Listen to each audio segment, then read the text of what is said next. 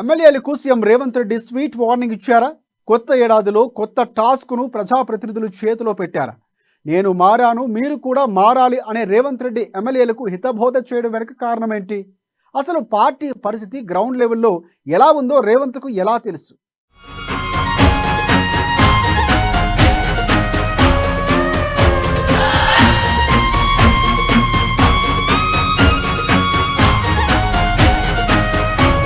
కాంగ్రెస్ ఎమ్మెల్యేలకు CM Revanth Reddy task. స్థానిక సంస్థల ఎన్నికల్లో సత్తా చాటాలని సందేశం. రేవంత్ చేతిలో ఎమ్మెల్యేల ప్రోగ్రెస్ రిపోర్ట్. తీరు మెరుగుపరుచుకోవాలని స్వీట్ వార్నింగ్.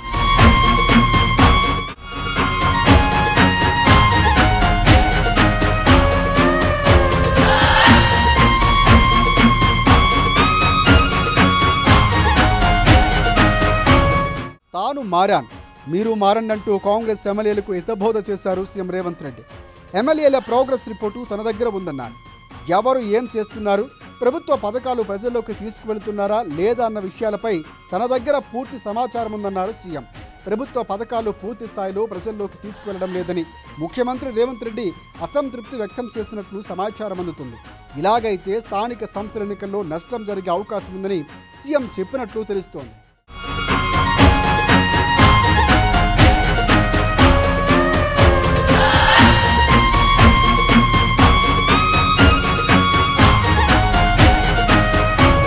స్థానిక సంస్థల ఎన్నికలు చాలా కీలకమన్నారు సీఎం రేవంత్ రెడ్డి.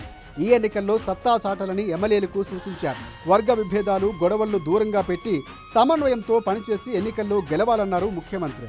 కార్యకర్తలకు సమయం కేటాయించాలన్నారు. తాను కూడా కార్యకర్తలకు అందుబాటులో ఉంటానన్నారు. త్వరలోనే కాంగ్రెస్లోకి భారీగా వలసలు ఉంటాయన్నారు సీఎం రేవంత్ రెడ్డి. పలు పార్టీల నుంచి ముఖ్య నేతలు చేరికలు ఉంటాయని చెప్పారు.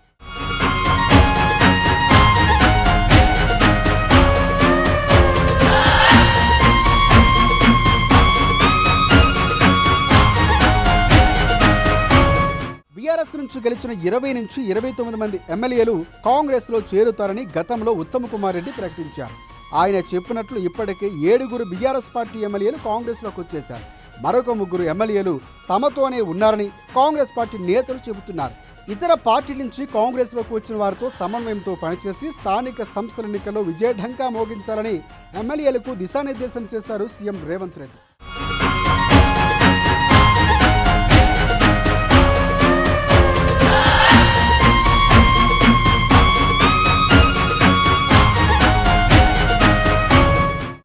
మొత్తంగా ఏడాది తర్వాత రేవంత్ రెడ్డి తన పాలనపై విశ్లేషణ చేసుకున్నారు. తప్పొప్పులు దిద్దుకొని ముందుకు వెళ్లే ఆలోచన చేస్తున్నారు.